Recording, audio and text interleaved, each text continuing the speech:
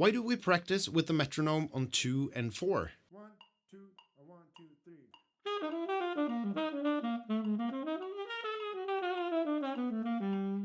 My old Berkeley teacher, George Garzone, used to tell me to put the metronome on 1 and 3. 1, 2, or 1, 2,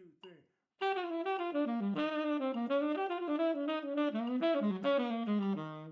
It's going to be a lot easier to get your notes even and tight when playing with the metronome on 1 and 3, especially at higher tempos. I've seen loads of examples of famous jazz musicians tapping their foot on 1 and 3 or talking about feeling 1 and 3 in a swing setting. I used to study with the drum legend Terry Lynn Carrington at Berklee College of Music, and I remember her talking about finding the backbeat within the swing.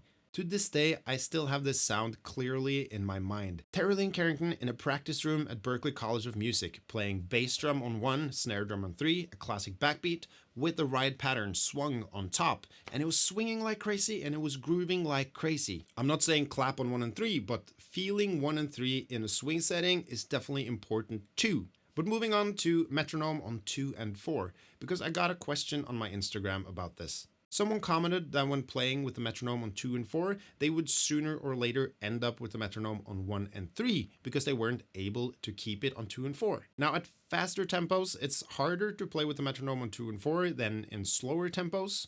And for faster tempos, I really tend to feel 1 and 3 or even just one of every bar when I play. But talking about medium to medium up tempos, you should definitely learn to play with the metronome on 2 and 4. So here are a couple of exercises to help you really make 2 and 4 swing. First off, when you listen to music, try to tap your foot on 2 and 4. You can do this by listening to the hi-hat, that's usually on 2 and 4. And then when you go to practice, find a metronome that can play all 4 beats, but accentuate the second and the fourth beat. This way you're not going to lose the time, but you will hear the accent on 2 and 4. And then by working on this over time, you'll be able to feel 2 and 4 more clearly, and then you can take away 1 and 3. Once you're able to do this, you should try to put the metronome on different beats.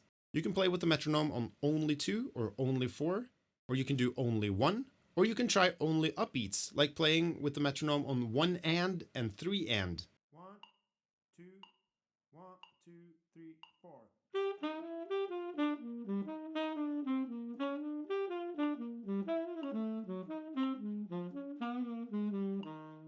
This is going to be a lot more challenging, but it's a greatly beneficial exercise for your time. Or you can try playing with the metronome on the first beat of every 4th or 8th bar to see if you're rushing or dragging. Playing with the metronome is one of the key factors to having good time, and you should be doing it every single day. I hope you learned something from this video and comment your favorite metronome exercise below. Follow for more.